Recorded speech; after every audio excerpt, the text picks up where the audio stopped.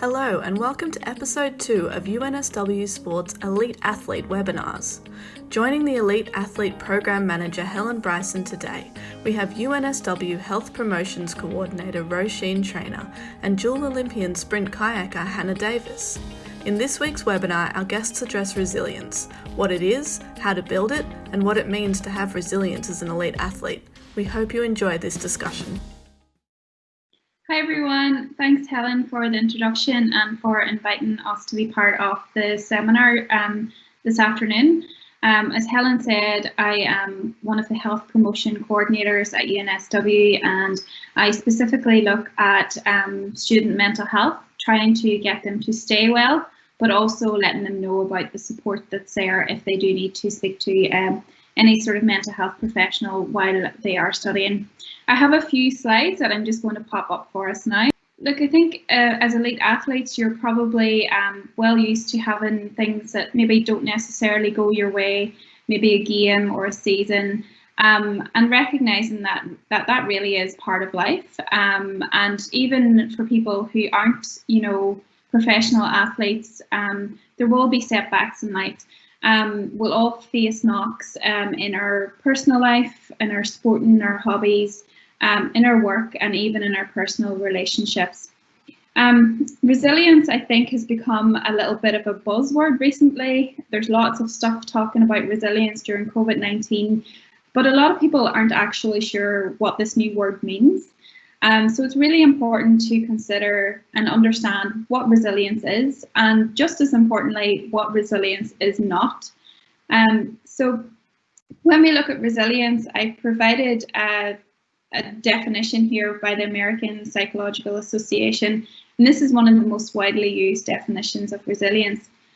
So as you can see, it's really about the ability to adapt to change and bounce back in the face of adversity. So it's been able to make it through all the twists and turns that we will experience in life.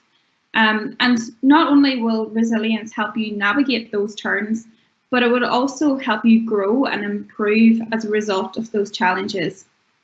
So what resilience is that it's not about making it through life without any challenges. You can't build resilience by just having a very easy breezy life. You need to face some adversity and challenges. So if you think about the saying, a smooth sea never made a skilled sailor. So it's really important to know that just because you're facing adversity in your life, that's not always necessarily a bad thing. It can be an opportunity to grow and adapt from that. So when we look at what contributes to resilience, there are a lot of variables. Some of these you can control and some of these you can't. But people are not just born resilient. People might have some traits that promote resilience, but there's a lot of things that we can do to make ourselves more resilient as we go through life.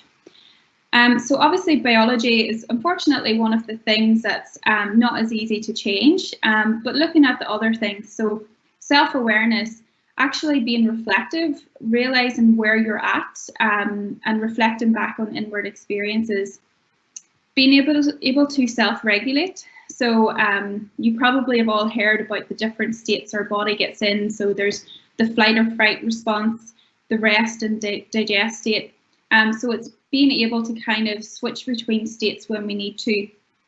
Mental agility is really about being flexible and looking at things from other perspectives. So if someone becomes angry or disagrees with you, trying to understand what made them think that way, rather than just getting frustrated and angry about that.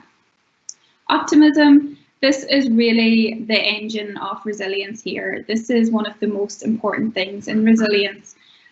This gives us the ability to persist and keep going because you know long term that this is going to work out. People who are more optimistic see challenges and stressors as an opportunity to grow and learn and not as threats. So people tend to lean into challenges rather than withdrawing from them, and that's a way that we can grow. Self-efficacy, so knowing what your strengths are and having a can-do attitude. So you might have a vision of what your strengths are. They may be related to your role in your job, through your sport, or through your university degree, and have a good sense of confidence within that. But it's quite likely that you have a whole other range of skills that you may not even be aware of. And people who are more aware of those skills and know that they can draw upon them do have a higher level of resilience. I'm going to talk you through about how to find out more about those skills in a few seconds. Connection is one where there's so much evidence now growing towards the role of connection in our overall well-being. This is one of the simplest things you can do to boost your well-being. It's actually being connected to others. Sometimes people get a little bit confused and think that to be really resilient, you need to be very independent, not rely on anyone else. But unfortunately, that is not the case. There's been lots of studies into looking at children and attachment theories there. And what they've observed is that children who have a strong connection to a caregiver are actually those that have a lot higher level of independence. They're more confident in their ability. They know that they have a safe base to come back to. And for that reason, they're more able to explore the world and be independent in that way. So not looking at connection as being reliant on others, but in a really positive way that can build your resiliency. And positive institutions, so that's things like your community, your family, your university, your workplace. So having positive institutions that gives you the confidence to keep going is really important for resilience building. So unfortunately, I can't promise that you're going to come out of this workshop with a higher level of resilience. That's not the case. Resilience is not something that you can learn in a workshop or a webinar. You can't read a book and be more resilient. It's just like exercise. It's something that you have to work on. It takes time, it takes patience, but think of it as a muscle. So you need to build yourself up slowly and keep going, and then also think about how you maintain that resilience throughout the rest of your life. So here's some recommendations on how you can start building your resilience yourself. So being comfortable with rejection. This is something that a lot of us struggle with, and they see success as a linear model where you just have to keep going. But in most cases, this is not the case. Life is full of ups and downs. And being comfortable with rejection takes practice as well. So one example of a thing you can do is getting comfortable with hearing no. So asking questions where you know you may be rejected. And an example of that is asking for an upgrade. Maybe on a flight, you want to ask for an upgrade. You know that it's highly likely that you're not going to get that. If you do get it, then that's brilliant. There's nothing wrong with that. But if you don't get it, then you're kind of building that resiliency muscle. You're getting more comfortable and pushing yourself out with your boundaries and reaching yourself beyond the comfort zone. So start off small, asking for simple things and keep growing that. And then you'll have the confidence. And as the saying goes, if you don't ask, you don't get. So something to really practice over time. Go beyond your comfort zone. You probably have things that you're brilliant at, that leading the field, either in your work, your university studies, or in your sport, and that's brilliant. But that can seem like your comfort zone. You know you're brilliant at these things, and you're a little bit less comfortable in going beyond that into things where you know that you won't be as skilled or experienced. It's really important to go beyond those, and that gives you the confidence to be able to not be the best at things and not always be top of the class, and giving you the experience of failing so that you can use that as an opportunity to build resilience. So what's really important when you do go beyond your comfort zone or when you do get rejection is to actually be reflective in that. So have a think, how did that feel? Keep the perspective, so it's not that, okay, I didn't do so well in this activity, I'm a bad person, I am useless, I have no skills. Really keep the perspective. So that's one thing that you didn't do so well on. How can you move forward from this? Think about other people's perspectives. What might other people have thought of that experience? Why might the person have turned you down or said no? And that can be a really good positive learning opportunity. It's also really important to use positive self-talk. So rather than beating yourself up, chat to yourself as you would talk to a friend. So first of all, commending yourself that you did ask for something, that you went beyond your comfort zone, and really being your own best friend in that. Set goals. So if you've had a hurdle and you've experienced rejection or something hasn't gone your way, it's important to set yourself goals now to move forward. Goals can help us build momentum. So the most effective goals are those that are realistic and achievable. And once you achieve that, then you can set new goals. So once you're seeing that you're able to move on, that will help build your confidence over time. Goals sometimes may need to be changed because of things beyond your circumstances. So be able to adapt to that change and not seeing that as a failure. It's really just your ability to cope with the changes in your life, and that's okay. Finding your tribe is also really important. So it's really nice to have people around us that are cheerleaders and build us up and make us feel really good, especially after things going wrong. But it's also as important to find people who will be really open and honest with you and provide you with constructive feedback so that you can move forward. So not people that are always bringing you down, but people that you can trust and know that they want the best for you and can help you and mentor you to move forward. Practicing self-care has also been a bit of a buzzword. Sometimes people see it as putting on a face mask and lighting the candle. And if that works for you, then that's brilliant, go for it. But practicing self-care is actually a lot more than that. It's understanding what your needs are. It's things like eating right, looking after your body, and really just being kind to yourself, being self-compassionate, knowing what you need, and allowing yourself to feel how you're feeling and not trying to push negative emotions to the side.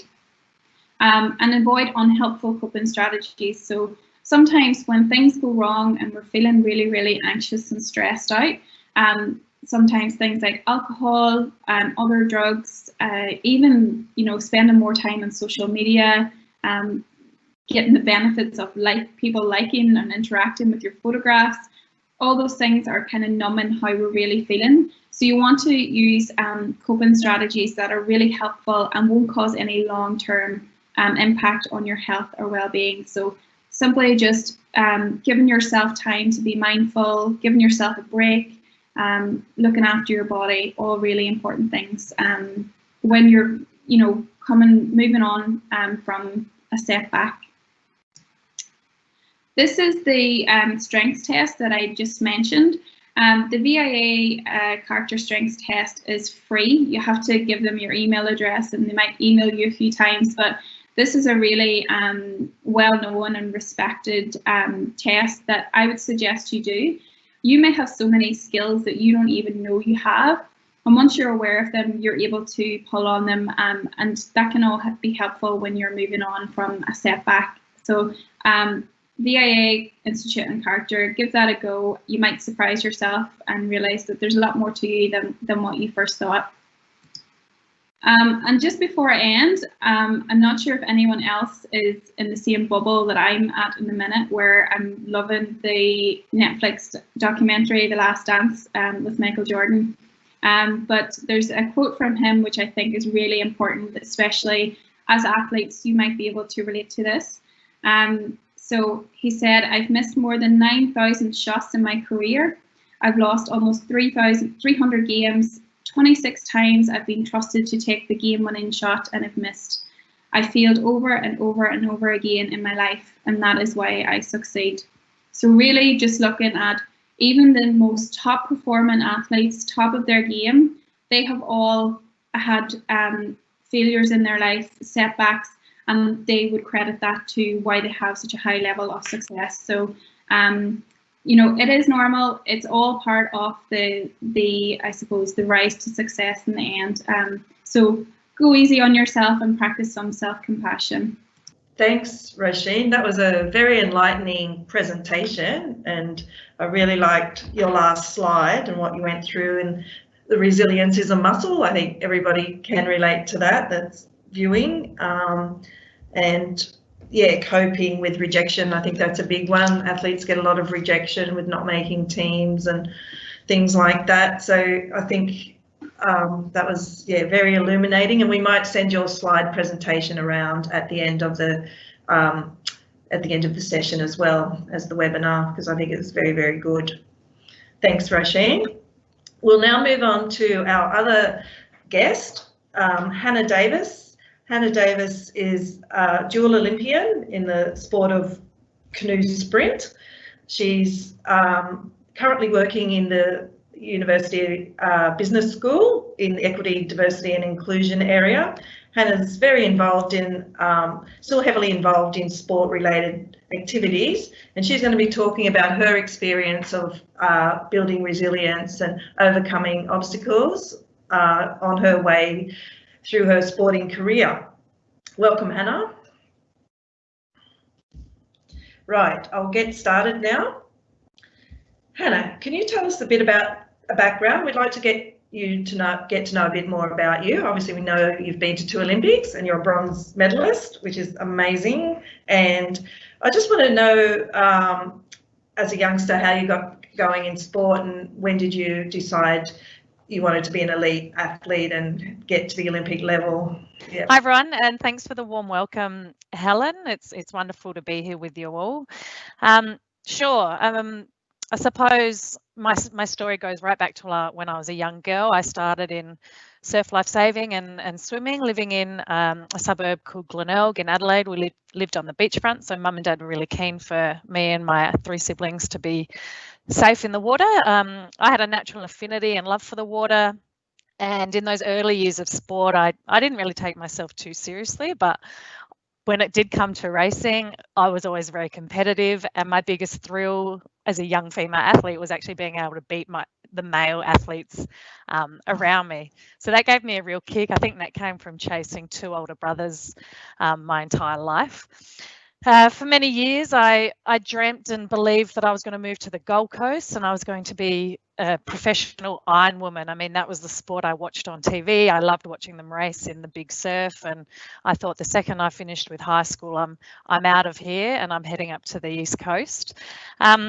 But then sprint kayaking found me, and it was all kind of by accident. So I was at school one day in Year 9 when the South Australian Sports Institute came to one of our PE classes, and they facilitated a series of physical tests and measurements with the entire year level. So we didn't really know what was going on, other than it was sort of a good excuse to get out of a whole morning of classes. But as it turns out, they were running a very deliberate, well-orchestrated talent search program statewide, and as an outcome of those tests, I was offered an opportunity to try sprint kayaking in only a matter of weeks later.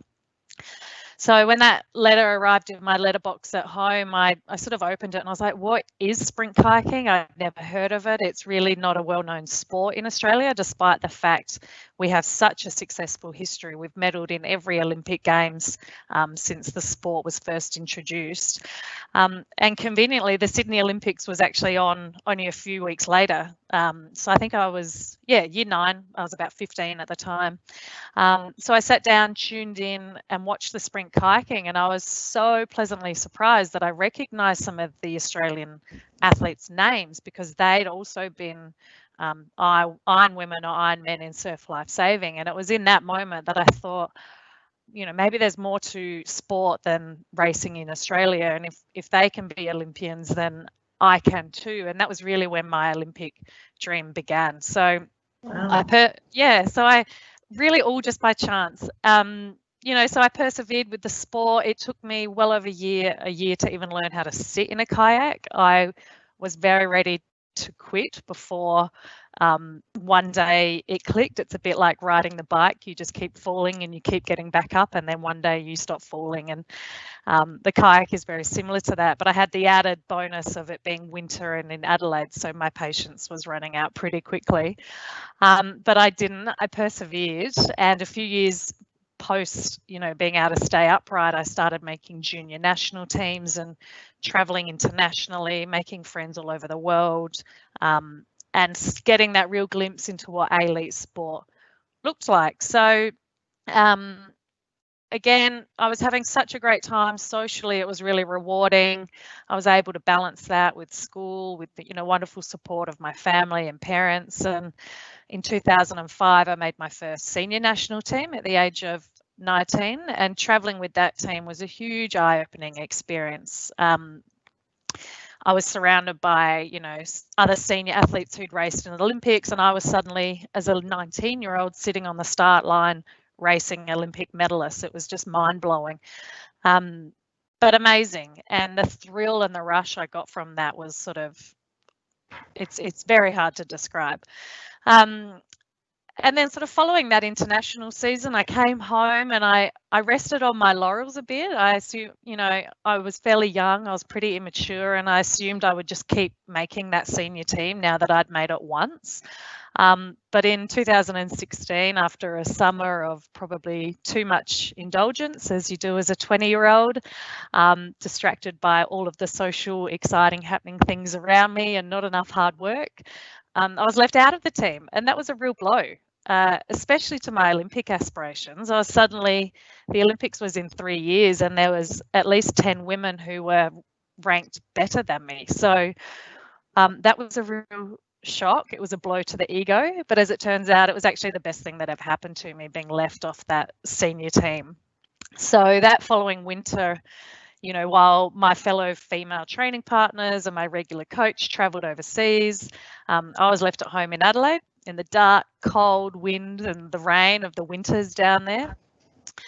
So, this started to really test my strength of character, my determination, my goals, my resilience. And the only people I had to train with were some other male athletes that were in Adelaide. So at that point, I had a few options. I could have just packed my bags, headed back to surf lifesaving. I could have just quit elite sport altogether and got on with being a carefree 21-year-old. I could have just paddled on my own all winter, which really wasn't appealing, or I could have, chosen to push myself almost beyond belief to try my best to keep up with those male paddlers that were around, so that at least I'd have some training partners. And that's what I did. And it wasn't a decision I came to lightly. I mean, I sat down with my family, I sat down with the sports psychologist. I really defined my goals and the purpose behind the goals, like the why I wanted to do that, and how they resonated with my values and where I saw myself in a year, 2 years, 3 years' time. And from the point from which I made that decision, my focus on Beijing 2008 was unwavering. So, a year later, I raced at the Nationals. This is 2007. I managed to win the single and the double, having not even made the final in each a year earlier, and I was selected onto that national team. And then after a series of seat trials, I was put in the women's K4, and we were tasked with going to the World Championships and qualifying those 4 positions for the Olympics, which is what we did. And having done so and having come 5th, which was a really great result, we made a full commitment to each other as a team and set our sights on Beijing. And 2 of the girls in that boat had raced in Athens, where they placed 6th, and they sort of sat me and the other girl down, and I remember it so vividly from across the table. They just said, look, making a final is great, but we're not going back to come 5th or 6th. We're going there to win a medal. And despite all of the doubters, of which there were few, because, the Aussie women had never achieved a medal, we did that. So that's my story in a nutshell. Well, that's amazing. And it did touch on, some of the resilience building skills that Roisin just presented about, like not getting selected in that team is a real catalyst for you, and that's a common one with all athletes. And having that optimism as well to keep going and make it. So it just shows it works in action. Well, that's right. I think, sorry to jump in there, but if there's these opportunities presented to you, and if there's what have I got to lose, or I've got everything to gain, why wouldn't you take that optimistic approach and see what you can gain from it? Definitely. So you just elaborated on a couple of setbacks. Was there anything else that springs to mind that you've overcome, or shall we move on? I think, look, as an athlete, we all at times get injured. It's part of the game. Yes. We're training at such intense levels. We're often deprived of rest, or you're running on sort of quite low batteries as all part of that adaptation phase. And I think, what I learned from that year, where I had to learn how to adapt and to look at things differently and take ownership of my actions. I had to really define and build a team around me in the absence of my normal team not being there. When I then, years later, so in the next Olympic cycle, I incurred a really awful injury to my hand, like 6 weeks out from the Nationals in 2011, which then went on to be the Olympic qualifying year. And I essentially crushed my finger in the gym and needed all sorts of surgery, and I'd broken a bone, and it was pretty gory. While I couldn't do what I'd always done, I was in a key training block leading into a big competition.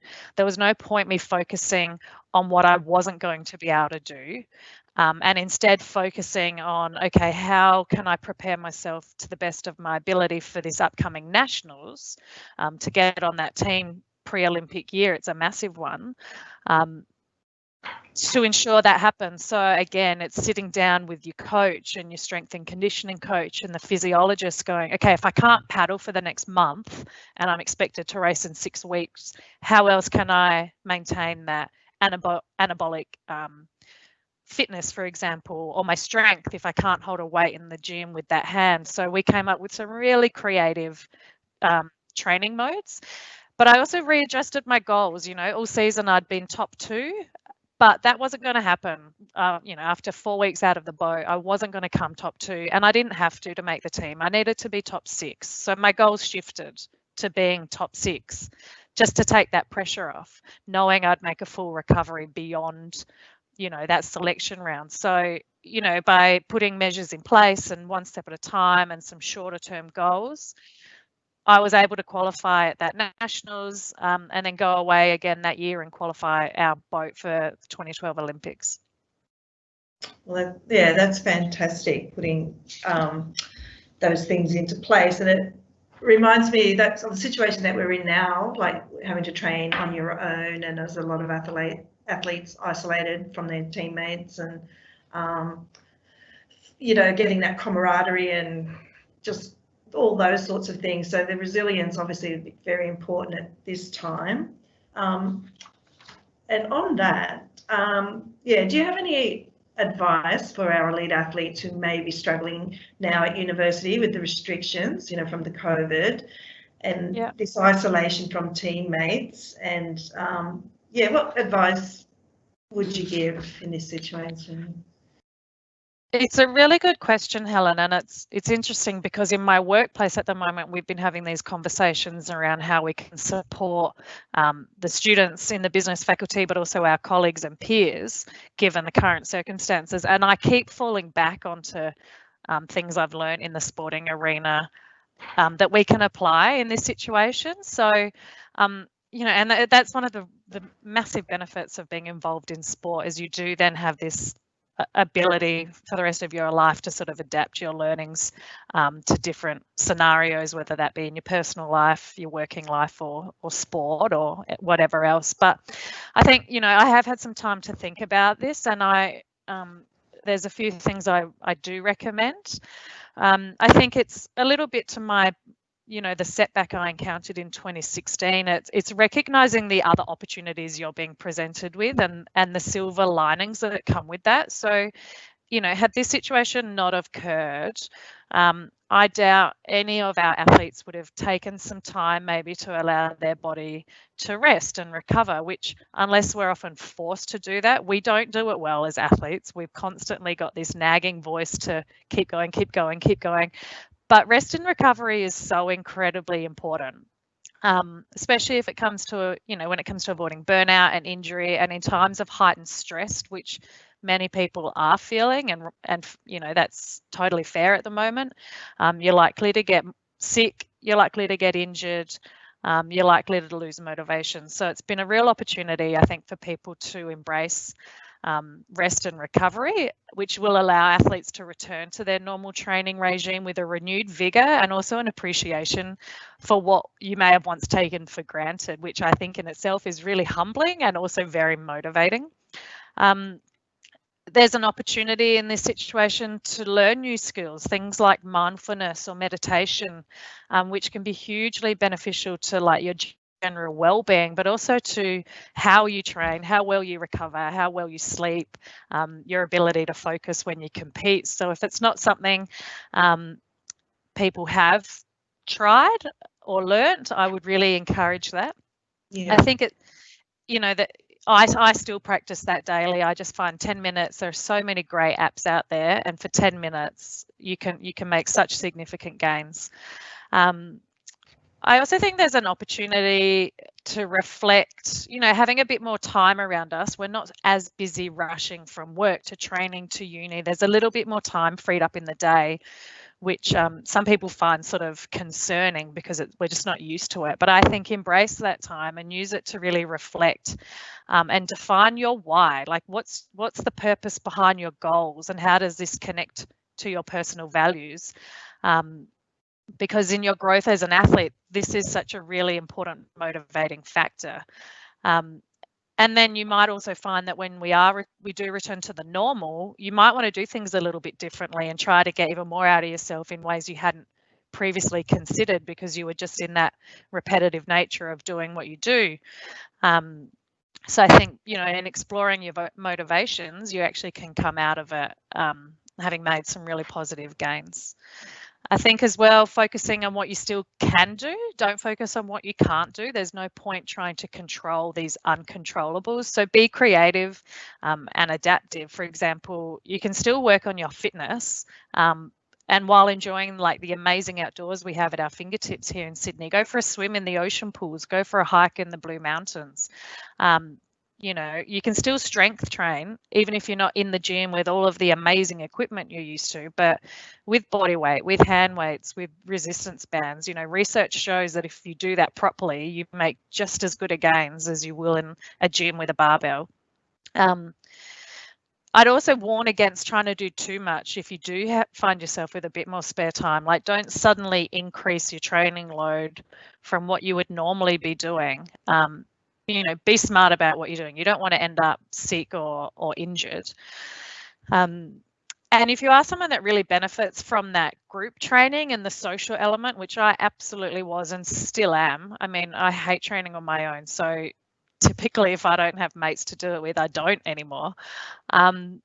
But you can find people to train in pairs. You can, train in small groups. You can come together online for a team Pilates session.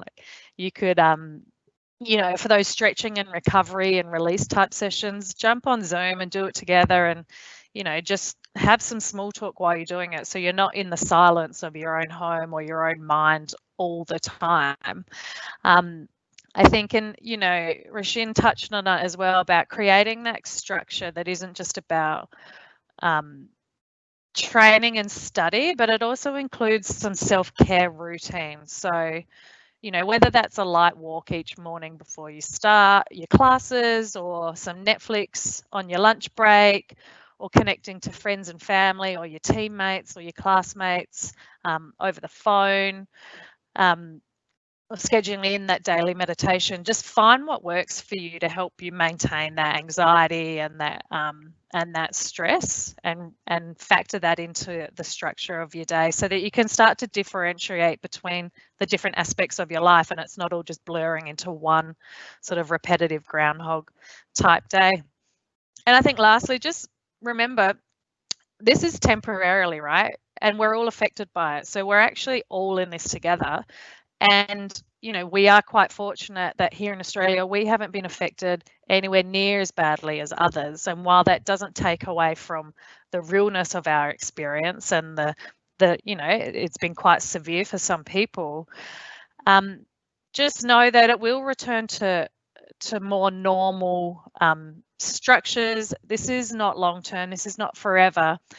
But yeah, like I said, we're in this together. So check in on each other. If you feel a mate who would normally be very outward and connecting and you know, chatting all the time starts to withdraw or doesn't attend those like Zoom team sessions, reach out to them. You know, ask people if they're doing okay. And you know, on the other hand, if you're feeling crappy and you're not doing okay, don't be afraid to also to say that, because you're not the only one feeling like that. And you know, even speaking from my own personal experience, I'm having days where, you know, I have such great output, I train, I eat well, I achieve heaps, and then just as quickly the next day I'm dragging my feet to get out of bed. So you know, elite athletes are often looked at being these sort of superhumans. We put massive expectations on ourselves, but at the end of the day, we are just human, and doing the best you can do in these circumstances is more than enough. Thank you, Hannah. I totally agree, and I think you touched on the self-care aspect, which I think we all forget a bit about, but now that we do have a lot more time on our hands, I think it is very important. And athletes and non-athletes, we all are having those up and down days, and reaching out to each other for help, very, very important. Yeah. That was a very informative presentation. I want to say a big thank you to both Roisin and Hannah. I think both presentations were fantastic today. A lot of useful information, a lot of very helpful information for the elite.